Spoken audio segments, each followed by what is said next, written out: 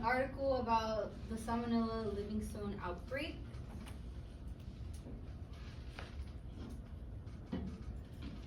So what is Salmonella? Salmonella is a bacteria that causes foodborne illness. It is gram-negative rod-shaped bacterium, and it is part of the family Enterobacterium. It should be Enterobacteriaceae. I didn't catch that. I should have caught that when you sent it to me. So how does it spread? It's usually transmitted through contaminated food or surfaces, raw or undercooked meat, poultry, seafood, raw or undercooked eggs, unpasteurized milk, contaminated fruits and vegetables. And I didn't add this in the slide, but it can also be contaminated or spread through animals like rats and such.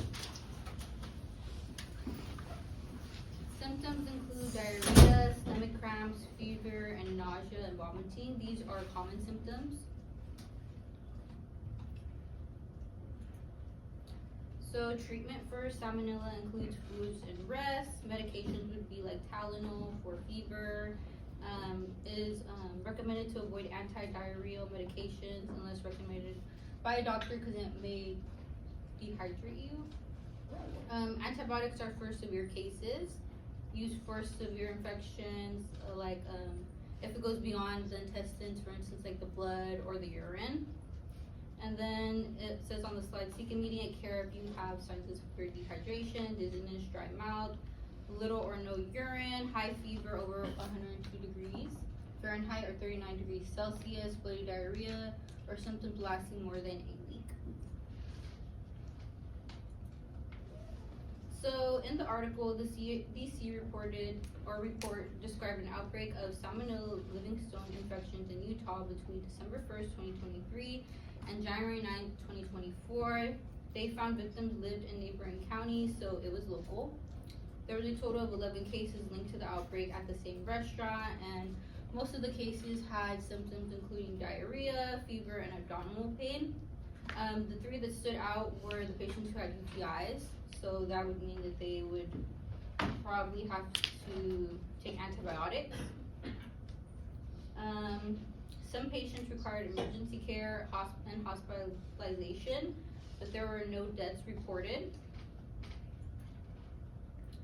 The outbreak was found in environmental samples, so that includes like where they would cook at, like the utensils used for cooking, food samples, so that means like the actual food, human specimens, which are like the urine and blood. It did say that there was salmonella found in the blood, but it didn't say how much was found in the blood. And like I said, the bacteria spread to beyond the intestines. So that's what makes this species so different. Or this strain, sorry. So investigating, no single food item was identified. Open-ended interviews and review of the purchase history from December, or open-ended interviews were made from the purchases between December and January, and all patients reported eating at the same restaurant. What happened? The restaurant was identified and investigated. Temporary closure was implemented and for prevention of additional infections, and there was no additional infections after the closure. How to prevent Salmonella: wash hands thoroughly before handling food, cook foods to internal safe temperatures, avoid cross-contamination of food, proper food storage, and follow strict hygiene and employee illness policies. This would include, because in the article it said that some of the employees also got sick, so that would mean they would have to wash their hands or wash like the surroundings properly. To conclude, it can spread quickly. Early detection is important. It was only 11 people, and it could have been way worse. Not all outbreaks are easy to detect. This one was hard to detect because of the infection in the blood and in the urine. And then new data strategies can improve detection and prevent further illness, like the open-ended interviews that they had. And that's everything.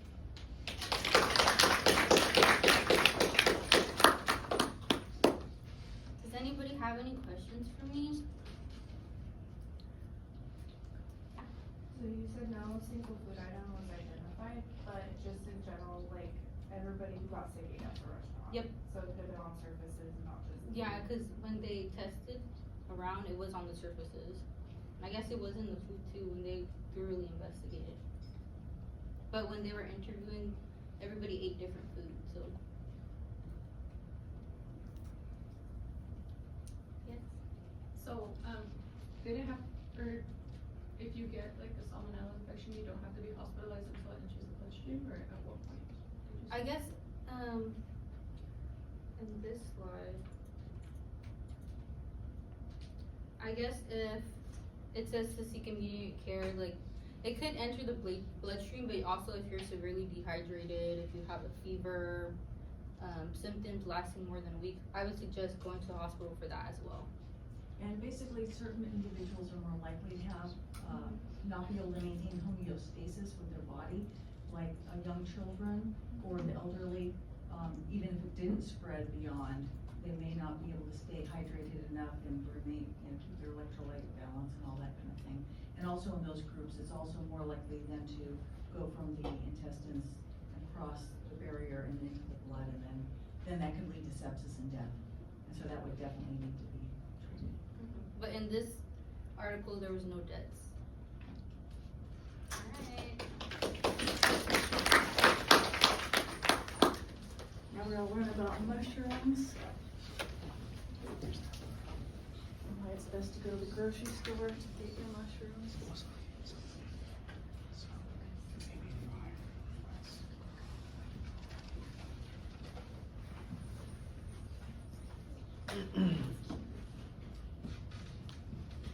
Well, let me ask you a question. Was the salmonella an intoxication or an infection? Infection. Great. Hello everyone, my name is Daisy Bogarin, and today will be talking about the outbreak of amatoxin poisoning that came from Amanita phalloides. Amanita phalloides is a very poisonous mushroom. It is a macroscopic fungus. It is responsible for most deaths due to people picking these wild mushrooms, and it is also known as death trap. It produces amatoxins, which are just toxic compounds that are heat stable. So that's what's kind of like really dangerous about this, is that even if you pick these mushrooms and you cook it, the toxins are still there, so you can still be poisoned. So the outbreak occurred in California in 2016. There were 14 people that became sick because they ate the wild mushrooms. The way that they obtained these mushrooms were by picking them themselves, or they received it from others.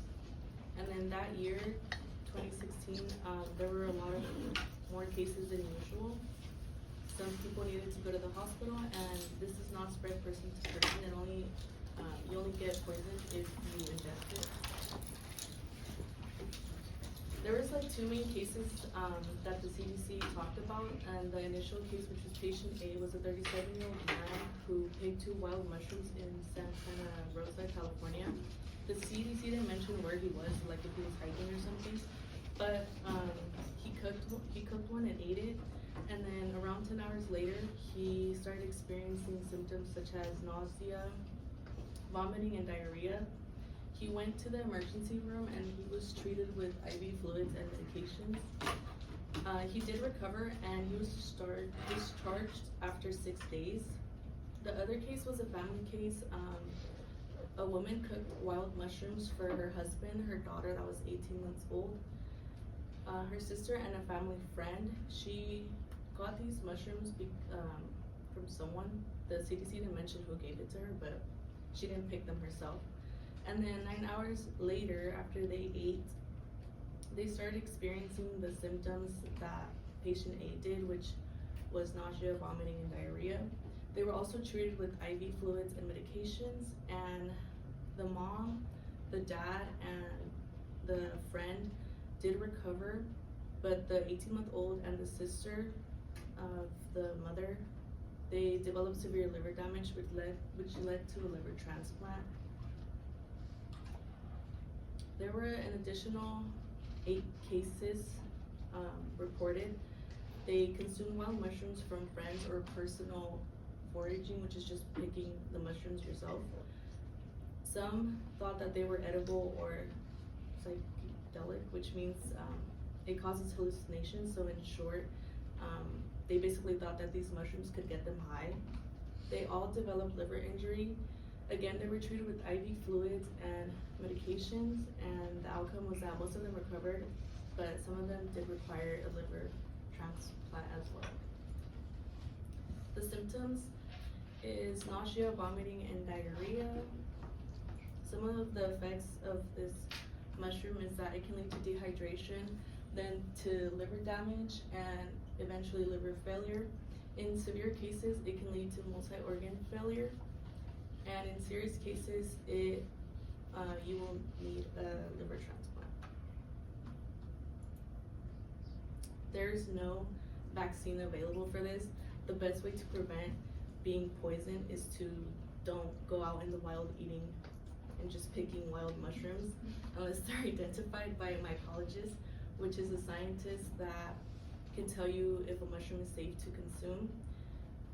And remember that toxic mushrooms can look like edible ones.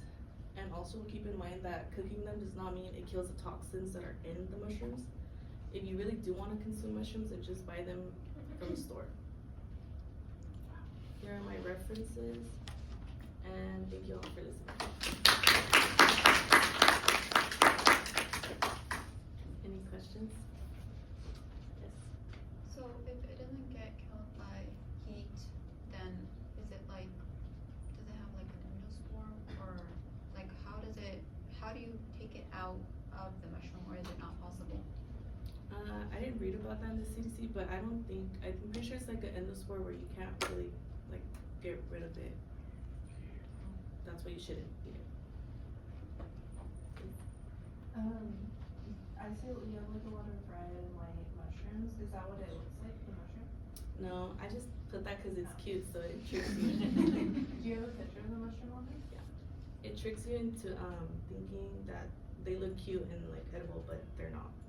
This is what they look like. Yes. Why does it harm the liver so much? Because it blocks an enzyme, I believe. I forgot what it's called. They like briefly mentioned it in the CDC, but it blocks an enzyme that breaks it down, so that's why it damages the liver a lot.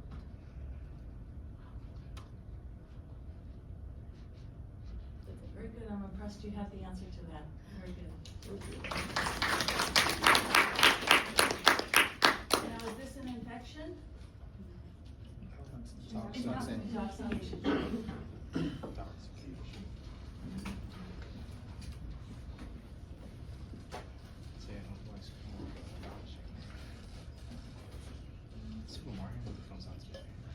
Next, we're gonna learn about norovirus.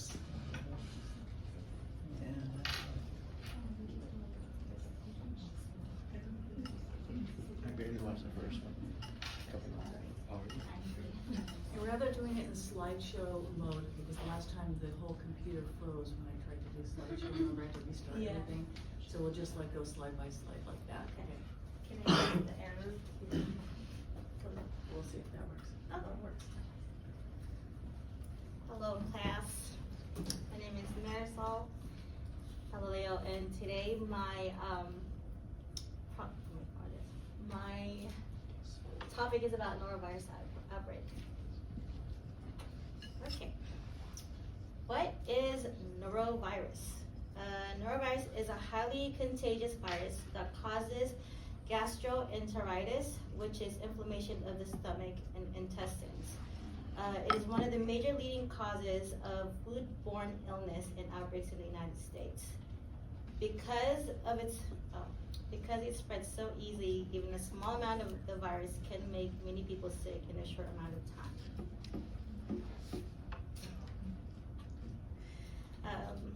How does the norovirus works?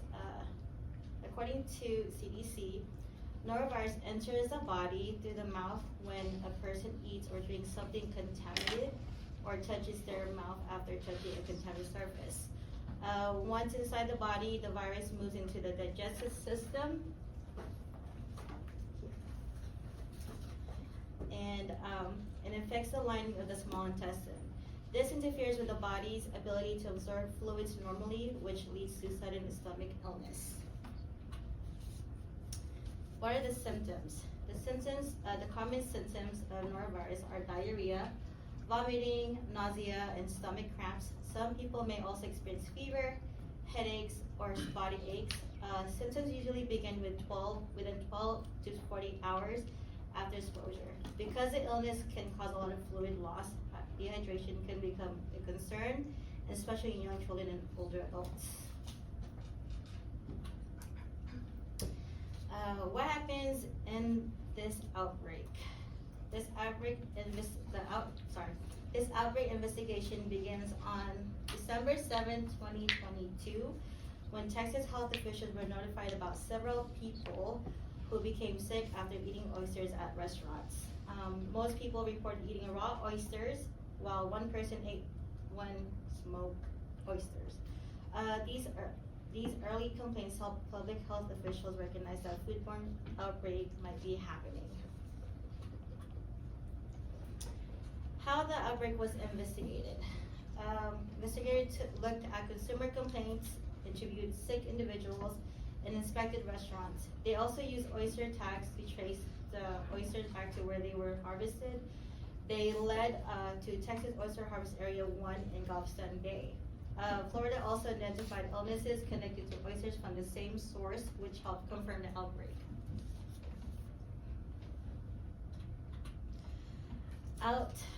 So results and response. In Southeast Texas, investigators identified 50 outbreaks related causes across 6 counties. Most common symptoms were diarrhea and vomiting. Fortunately, no hospitalizations were reported. Once the source was confirmed, officials closed the oyster harvest area, recalled oysters harvested during the outbreak period to prevent additional illnesses. Why this outbreak matters? This outbreak matters because it shows how quickly contaminated food can spread illness. It also demonstrates the importance of food safety, traceability, and rapid public health responses. This main lesson from this article is that preventing contamination and responding quickly are critical to protecting the public food from foodborne illnesses. So on the next slide, I'll be presenting 3 oysters in front of you. Now, out of all of 3, which oyster is most likely to cause norovirus? Is it 1, 2, or 3? 2. Oh, it's 2. 2? Any guess? Anything else? Any guess? 3. 3.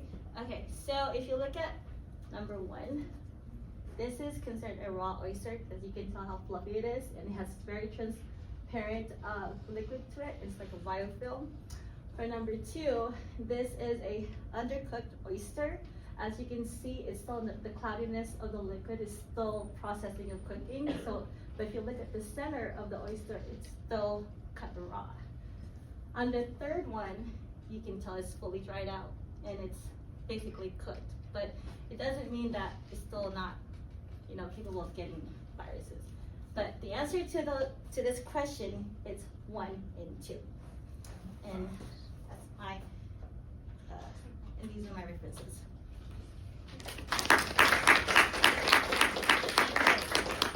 Questions? Yes. So you said it doesn't matter if it's cooked, you can still get the Yeah, depending on how you cook the oyster, you gotta make sure you open up the oyster and it's not raw inside, because depending on how you cook it too, a lot of people bake it. I like to cook. I usually bake my oyster and I wait like a whole hour. Yeah, I know it's gonna dry everything out, but I just want to make sure it's fully cooked so I don't get any contamination from it.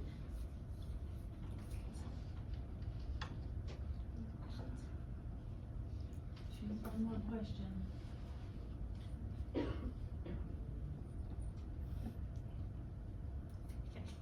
Would this be considered an intoxication or an infection? It's considered an infection. Great question. Very good. Yes. Since there was no hospitalizations, how did they figure out that all these people had norovirus? I believe in the article, it was a lot of phone calls to their doctors and asked them, telling them how they felt, and Yeah, that's pretty much what it is. And like the symptoms of like diarrhea and everything from the cause of the virus. Yeah, and you don't have to be hospitalized to, Yeah. get tested for this, and so it's actually the microbiology labs that test these things. If they find a particular organism, they are required to report it to the public health department, and then gets involved. So is it the restaurant that has to report it, and like they're getting a bunch Well, of if the restaurant knew that this was happening, they should report it, but the, microbiology lab is required to, and I don't know if the restaurant, cause I know a lot about what microbiologists have to do, but not, if you have a restaurant, I would presume there's certain things that you would have to report if you realize something is happening. And I want to add too is that they haven't came up with any medication yet because the virus is very hard to kill because they can survive in a hot and cold environment. So yeah, so the only way for you to feel better or get better is by drinking a lot of fluids, drinking a lot of hot soup to kill the bacteria, and also CDC is also watching for patients that to make sure that they're fully dehydrated so that they don't get any other illnesses. Your point about it's a non-envelope virus, so it can survive on surfaces and in foods and things like Yes. that. And you know, every now and then you hear about a cruise ship, everyone getting sick with diarrhea and things. Norovirus is one of those things that can wind up getting passed around in that way as well. Very good, interesting. Your quiz was very fun too. It was good. Especially since there were two answers. I was looking for which the answer. See, she's making a test like I make. Yeah.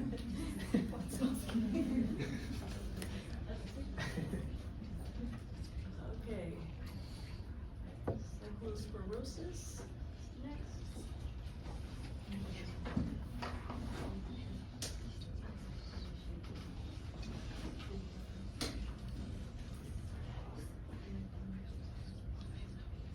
Yeah, I told Marisol we're not gonna do any slideshow view because last time I did that, it froze up the computer. I just like go like that.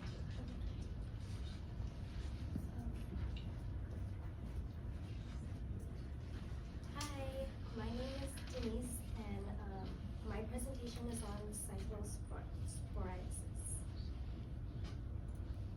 So a little background, cyclosporiasis is an intestinal infection caused by the parasite Cyclospora cyantenesis.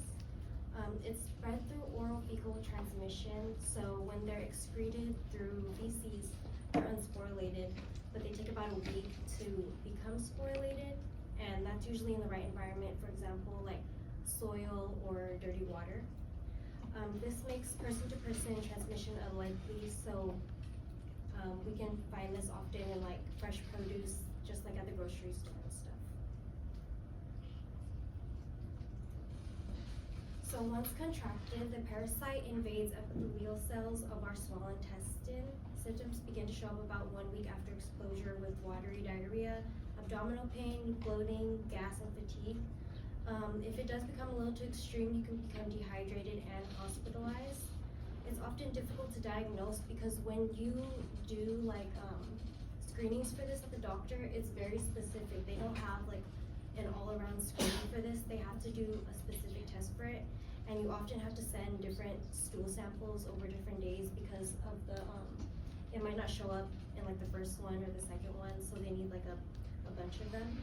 And treatment is often with antibiotics, TMP, SMX for 7 to 10 days, or if you can't have sulfa drugs, the cyprofloxacin. So going back to the study, it was noticed that from 2021 to 2022, cases doubled for cyclosporiasis, and 95 of those being lab confirmed, and the other 5 were probable cases.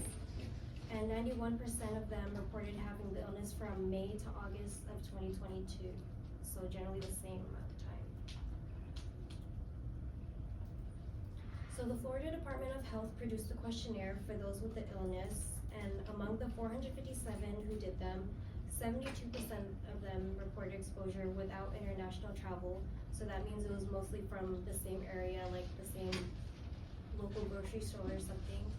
And 61 reported exposure to ready-to-eat salad kits, 43% of them reported a specific Caesar salad brand containing only romaine lettuce, and another 76 patients reported exposure to a Caesar salad kit but not a specific brand. Those exposed reported a time of illness from June 23rd to July 16th, with a median disease onset on July 1st. So the CDC did an investigation and used the genotyping tool to aid the case linkage in real time. With the 211 cases they genotyped, 73% of them matched the same genetic cluster. So it was most likely that it came from the same source. The FDA was notified, but they never really did a thorough investigation. But given all the evidence, it probably is the Caesar salad kits. So what you can do yourself to prevent this, if you are cooking like vegetables, that can kill it. Whereas for fruits, you can freeze things to kill it. Cleaning can help, but it cannot eliminate it all the way. You can also check for recent recalls of any produce that you bought at the store, like when you see on the news when they recall certain things. And you always should check for trusted suppliers, because a lot of the time, the stuff that gets shipped from out of the country is where it's like the illness is coming from, because they don't have the same regulations as farmers do here in the United States.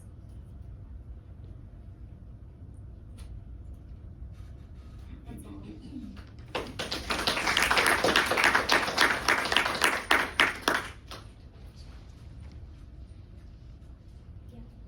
So you said that heat can kill it, but cold temperature can also, so they only thrive in warm environments? Yeah, so I did have.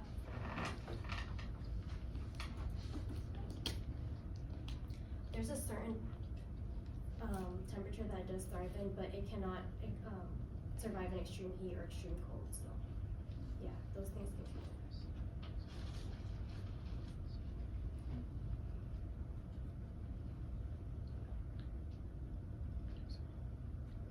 Yeah. Is the soil the only place you can find it? No, so if it's in like contaminated water, like anything that can touch feces, like say an animal comes by, does droppings like in a river, like anywhere that can become contaminated, really. That's then consumed? I'm sorry? That's then consumed? Yeah. Go ahead. Did you say there were like certain cells in the small intestine that they invaded, or? Yeah, the lining of the small intestine, the epithelial cells, yeah. And then that causes irritation, making you have like diarrhea and not all the good stuff. Yeah. So they reproduce in those cells and then are excreted out? Yes, yeah, so they reproduce in, so if we were to ingest it, they were gonna reproduce in our body, but excreted, they are not active. But then when they are excreted, they have to like, marinate a little bit, become alive, and then we ingest it, and then that's when we get infected. Your presentation is a really good like segue into next week's water microbiology and our sewage treatment, because one way, not every place in the world has good sewage treatment, and so then if we use sewage contaminated water to water our crops, then these kinds of things are much more likely. And we have one question also. What do you guys think? Infection or intoxication? Infection. And I have another question for you too. Is this a prokaryote or a eukaryote? Eukaryote. And why is that? Protozoan. Yeah, it's a protozoan. Very good. Okay, good. See how much you guys already know? Just came out of my head as I have some. Okay, now listeria is next.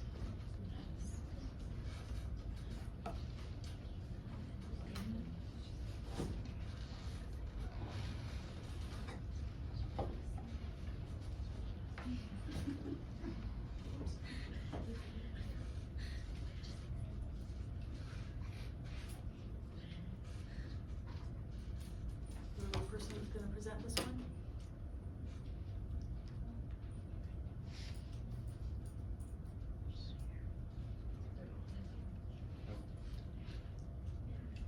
now we're doing botulism. Uh-oh. What is happening on that?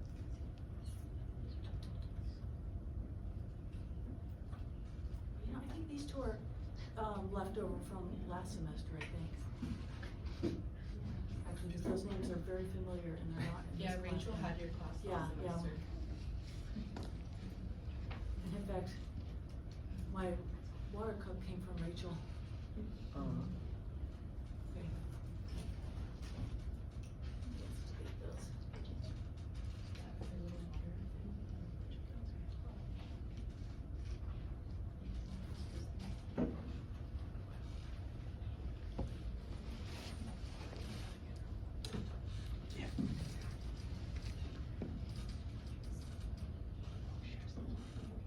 Okay, so now let's talk about probiotics.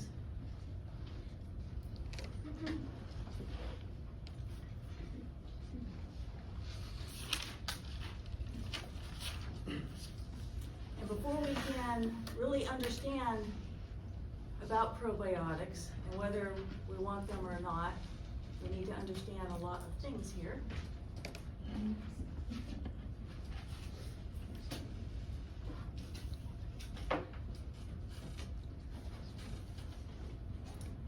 So people take probiotics because they think they're going to help their digestive system and the microbes that are there. So we're going to take a look. We need to first understand about our gut microorganisms and the things that affect them.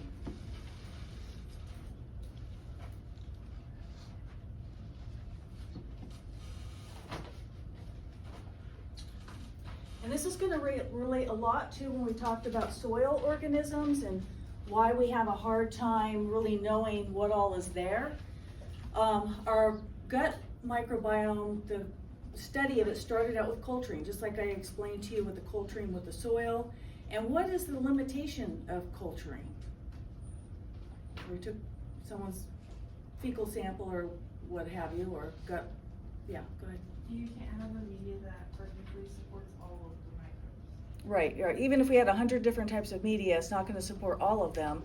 And there's probably a whole bunch in there that we haven't ever even identified. We haven't named them. They may be unculturable because there are a lot of microbes that we know are there because we see DNA that's of organisms we don't know about, but we're not able to culture them. And exactly why we're not able to culture them, we don't really know. Sometimes it's because they need other microbes to live with them in order for them to flourish. From there, we moved on to molecular methods. And from there, the molecular methods mainly relied on DNA studies. And so we found DNA of microbes we knew were there, but also a whole bunch of microbes we didn't even realize were there at all. And there's huge diversity of microbes that are there, and variety that are there. And so we don't really know, all about them. All we know is they're there, but we don't know all about their physiology and what all of them are doing, or how we would, if we can't culture them, that's makes it hard to do some of the studies, because think of all the studies you're doing with your microbe right now, or you recently did. You were culturing it and then used that to do a lot of studies. And so why do we not know about, it should be not know. I was doing my finishing touches on this this morning, and I'm not a good multitasker, so it should be not know. So why do you think we don't know that much about them?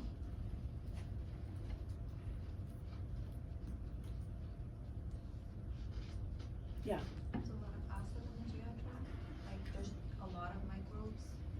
Yeah, there's just a huge number of them, and if we haven't even identified them, then how do we know about all of them? So we couldn't make a list of, these are all the microbes that are in a healthy gut, because we haven't even identified them to even say what their names are or anything like that. We know about some of them, but the ones we know about are probably some little smidgen of what's really there.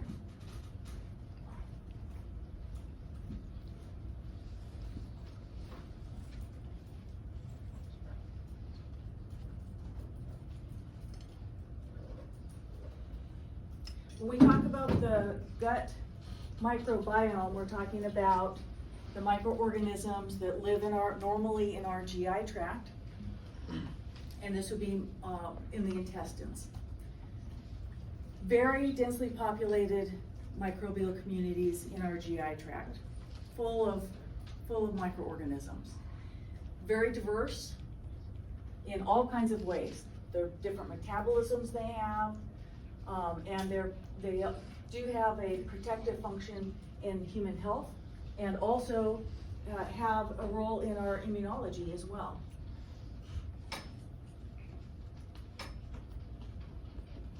So let's take a look at our gut health and nutrition, and all this relates to the interaction between what we eat and the microorganisms.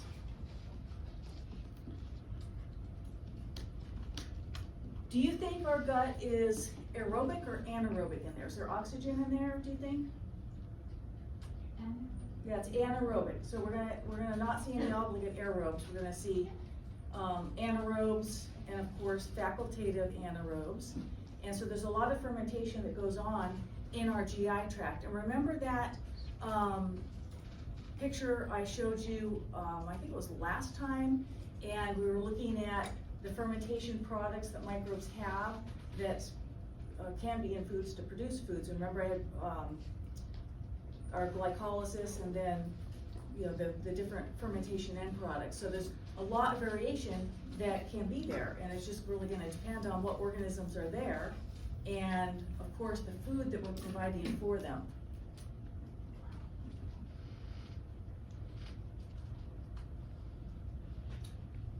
So let's talk about our diet and how that can promote microbial diversity, and also fiber. Fiber is a big role in all of this. We're going to talk a lot about fiber. So you have a lot of fiber, that's good. And processed foods generally lack fiber, and so that's why processed foods are bad. And I think we went to the, I think it was the FDA's website on nutrition and food health and so forth, and I think they've always said, of course, you want not processed food, but it's getting more, I don't know, looking more closely at trying to eliminate processed foods from our diet and getting to a diet where we've got the actual food itself. And at the end of this, we'll take a look at what that means. We'll have like a little quiz as we go through this. Yeah? Does that include insoluble fiber and soluble fiber? Both, yep, yep, both. Both fibers are important for our health. So fibers are carbohydrates, and not monosaccharides like glucose, and not short polysaccharides. So these would be big polymers that we actually don't digest. We don't digest it, and we don't absorb it, but it's really critical to our health, and it has to do with the microorganisms. Some of these fibers are fermented by bacteria in our GI tract. And as we learned about biofilms, remember, the waste product of one can be food for another. And so one microbe might be fermenting one type of fiber, and then the waste product of that is used by another microbe that makes something else out of it. And so the one microbe, of course, is depending on the other to do their thing, and also they're all depending on you to eat the fiber. And we'll learn about the difference between soluble and insoluble here in a moment. But having a balanced diet with a variety of fruits and vegetables and nuts and seeds and things like that is important, because you need a variety of fibers, not just, oh, here's a psyllium pill and that's your fiber for the day. If you're a woman, we need 25 grams or more. If you're a man, you need 35 grams or more.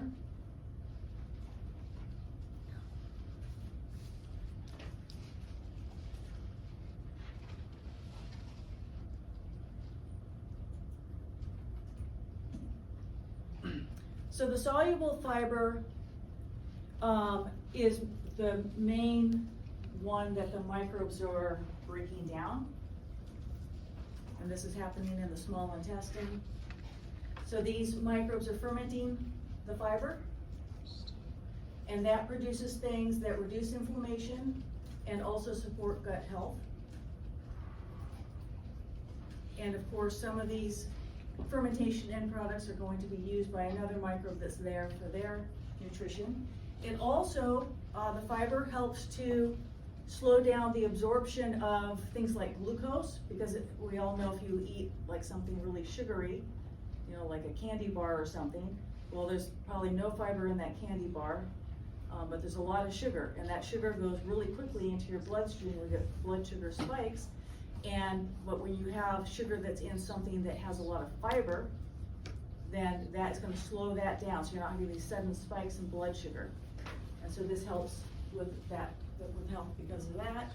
And then some of these things also produce bile acids, and this helps to reduce cholesterol levels. So where do we get these things, the soluble fibers? All kinds of things: oats, beans, fruits, avocados, beans, all sorts of things and these are all really yummy things to eat. So you can make a diet that's full of healthful food and is also yummy. And in fact, for lunch today, I ate chili that my husband had made from scratch, and it had all kinds of beans in there, onions, bell peppers, and then there's meat in there as well. But it's packed full of fiber and packed full of protein too, because of the meat and the beans.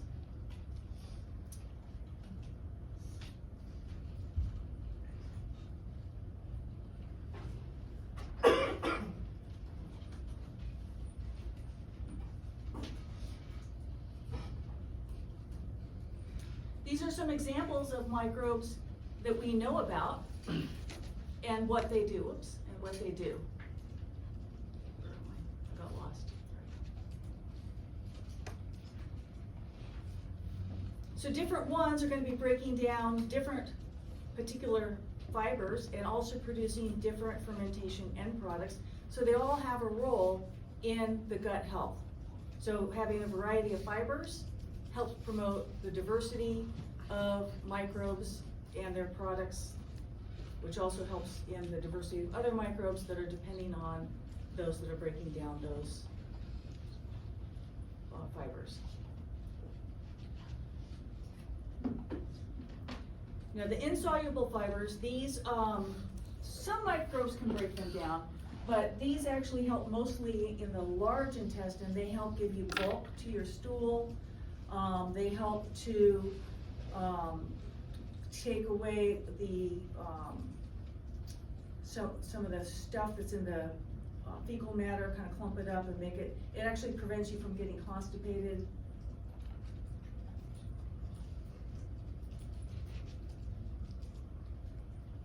And then here are some examples of sources of insoluble fibers: nuts, seeds, grains, carrot, cauliflower, etc. And so you can see that in a lot of these foods, there's both soluble and insoluble fiber. So if you just eat a lot of these kinds of things, then you're going to be able to get what you need as far as the fiber is concerned. And what else is in those things that we've talked about? Beans and cauliflower and avocados. Is it only fiber that we're getting from those things? Yeah, some good fats in the avocados, that's for sure. What else? Yeah, lots of vitamins and minerals too, so you can get a lot of good nutrition from them as well. And decades ago, they thought that it was like the vitamins and minerals that were so important. And there was a lot of like supplements, and there still are today, a lot of supplements. But I remember when I was young, and maybe I get this from my dad, because I've been very interested in good health. And I remember he had, so of course there was no computers back in the day, and my dad had an office in our house. It was his, he's a structural engineer, and he did a lot of work at home, but he also went off to work 5 days a week, but he had no hobbies, he just worked. Actually, his hobby was reading about supplements. And even today, he's always got all these supplements. But he had, so that's where all our books were kept, in his library, in his office. So I would go in there and look through his books when I was little. And he had some books on, vitamins and things like that. And I remember reading about them. and then I was taking notes and everything, I was like 10 years old or something. I was like, oh, I need vitamin A, and then I realized, oh, you need all of these things, you know? I finally came to the realization, it's not like you just need this one thing, we need all of those things. And so during that time, a lot was focused on, okay, you go and buy a supplement that provides that thing. But what we were completely missing at that point in time was how important fiber is. And I think this was also the beginning of processed foods, because I think it was like the early 70s. Have you ever heard of a TV dinner? Yeah. Yeah, and so, you know, I think there's nothing good for you in any of that. All very processed stuff. We had American cheese, which is, sounds like it should be good, but it's not cheese that's good for you. Okay, so what are prebiotics? So this is my long story to eventually get to the probiotics. So what are prebiotics? These are things to support the growth of the good bacteria in our gut. And what do you think the best prebiotics are? Yeah, all those foods we were talking about that have all that fiber. That's the best thing you can do. So they're going to provide all these fibers that we don't digest, but it feeds our beneficial gut bacteria and promotes their growth and all the good activities they're doing for us. And as we talked about, some microbes in the gut will utilize byproducts of other gut microbes.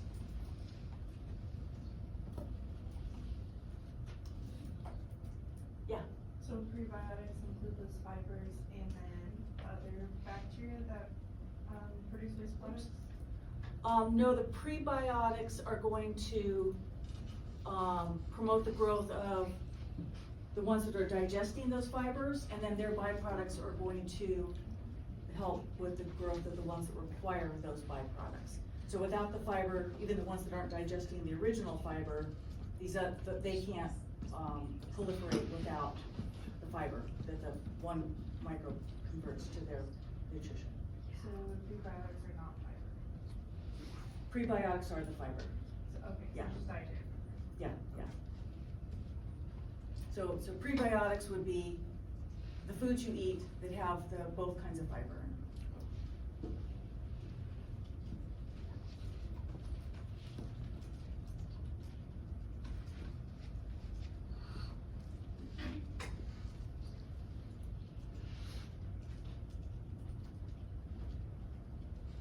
Okay, so now we're getting to probiotics. Probiotics, they're live microbes that you eat. Okay, so good sources of probiotics would be fermented foods that have the live microbes still in them. So you may have realized, especially if your organism came from yogurt, your independent experiment organism, there's a lot of different yogurts out there. And at first, yogurt sounds like it should be healthy, and it can be healthy, but it's not healthy if they add a bunch of sugar to it, or the microbes aren't even in there anymore. I mean, it'd be best if you've got the live microbes in there and they haven't added any sugar to it.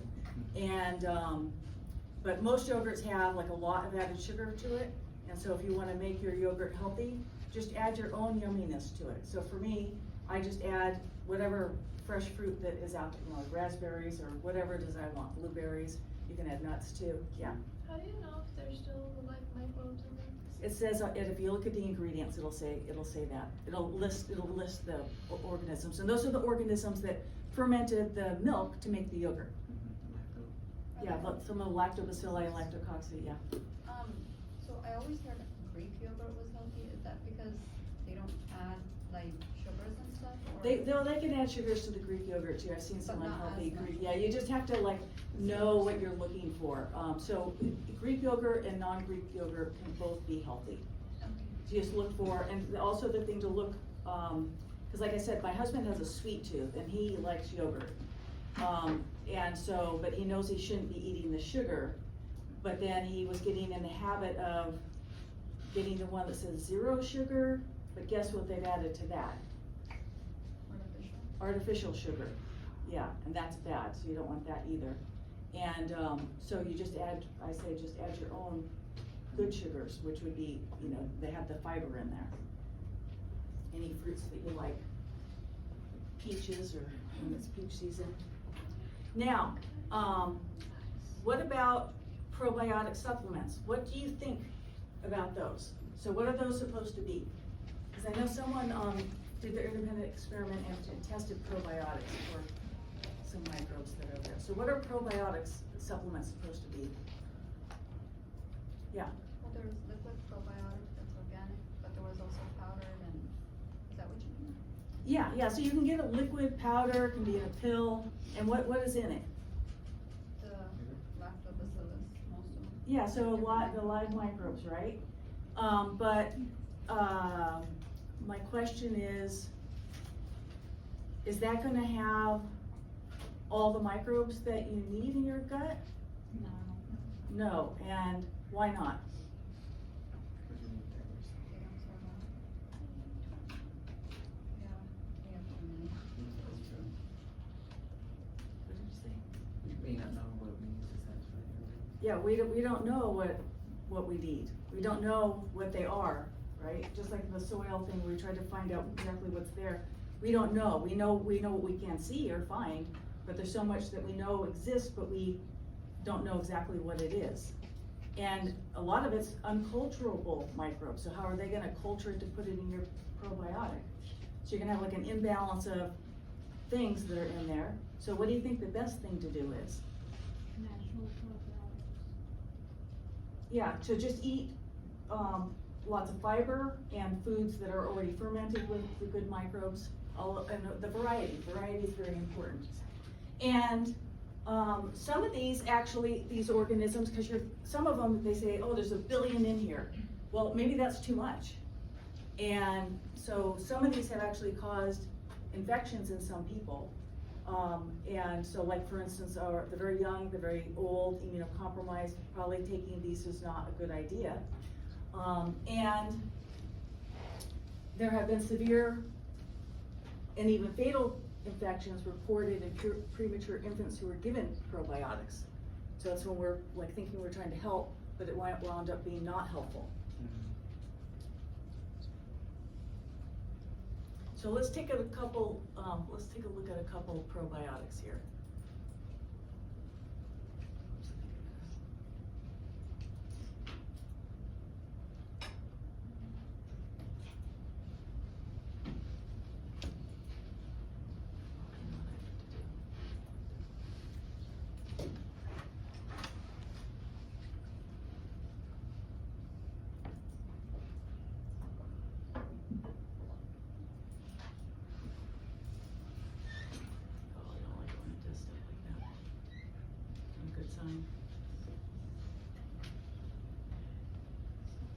It was too much for this computer, it got locked up again like it did last time.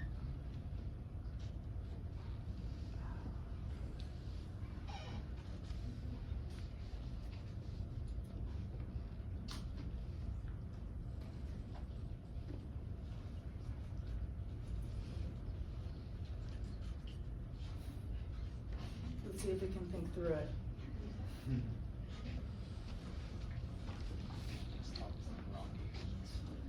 Anyhow, so both of those links, one went to, I think Nature Made brand, and it says, all these good things on the bottle, and then you look at the ingredients and there's just one organism that's in there.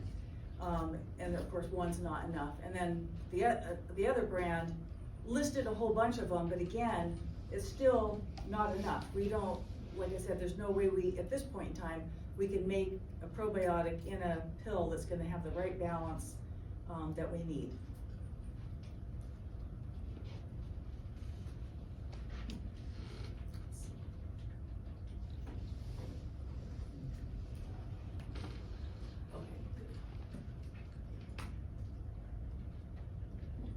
Says there are no running apps. What are you doing?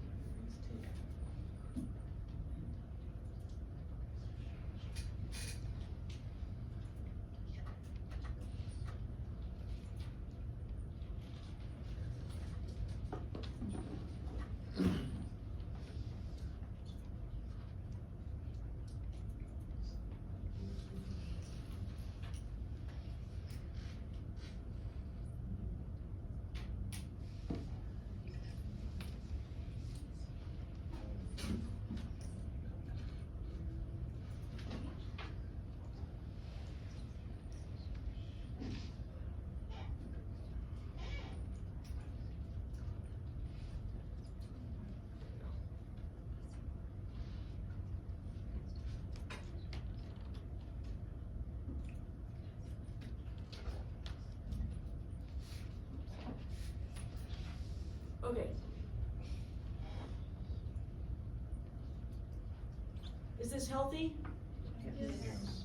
And what about it makes it healthy? The oats, the berries.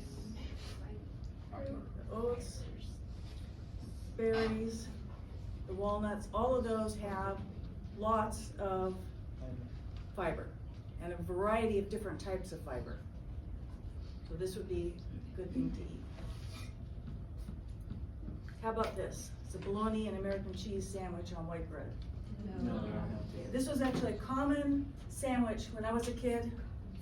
Almost everyone had that sandwich at lunch, except me, because my mom she liked sourdough bread, and so she would actually make, and this was like the yuckiest sandwich, probably was a lot healthier than that. I'd have peanut butter and jelly on sourdough. A bad combination. So, but I think, well, the peanut butter was probably the healthy part of what I had there, and no one would trade any part of my sandwich for their sandwich. This is a bummer. Okay, how about this? This is white rice. Healthy. No. What's wrong with this? It's a plant-based food.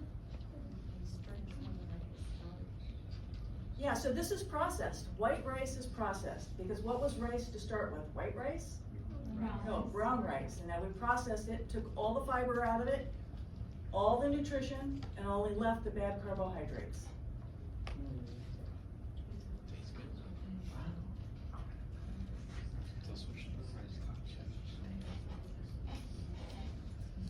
How about this? 100% apple juice, no sugar added.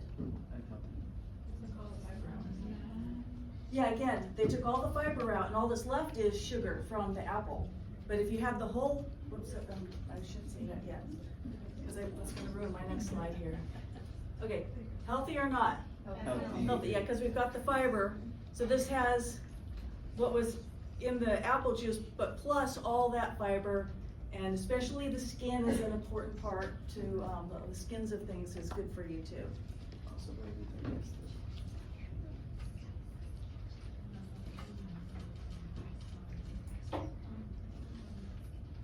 Any questions? Yeah. Whenever fruits are genetically modified, can it change the amount of fiber that it has in it? It probably could if that's what they were trying to do, but usually when they genetically modify them, they are doing a few things. One is making them not spoil as readily, and so that wouldn't change the fiber that's in there.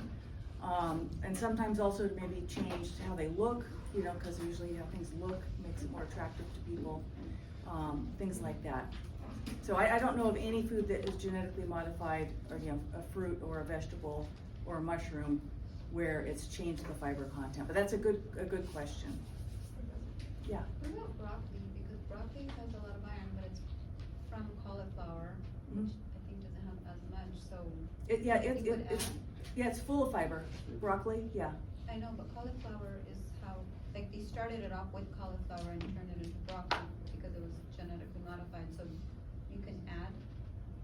Yeah, I don't know that broccoli was genetically modified. I don't think it is. It's probably in the same family or something as cauliflower. But you might be, yeah, so broccoli is very healthy for you, whether it's cooked or uncooked. Yeah. Was there any pros to the probiotics? And then there's a lot of negatives that was wrong. Yeah, well, they used to think it would help, like, for instance, an example is, remember the Clostridium difficile that we have talked a bit about? That is where someone has taken antibiotics and it's messed up their flora in their gut, and we're trying to restore the flora. And so they thought, well, let's give probiotics because they need those bacteria back again. But the problem is we don't really know, the probiotics don't have the right variety and the right balance of what is needed. And so actually, it has worked for Clostridium difficile to help get the balance of microbes back again. Yeah, fecal transplant. So they basically take, it would be, I guess the ultimate probiotics is from the healthy person, the live microbes they have, then that person, you just basically have, dinner with food. Soft market. That's actually not how they do it though, but they do too, but yeah. So is it true that a lack of fiber can cause certain cancers like colon cancer? And that's why more people are getting colon cancer because fiber, a lot of people don't eat fiber? Yes, and, so her question has to do with fiber and cancer, and like colon cancer's on the rise right now, especially among younger people. And, you know, exactly, you know, there's not like one specific thing we can point to, like this microbe and this product that they make. It's all of it together, and that is why having the variety of fiber and enough fiber is so important.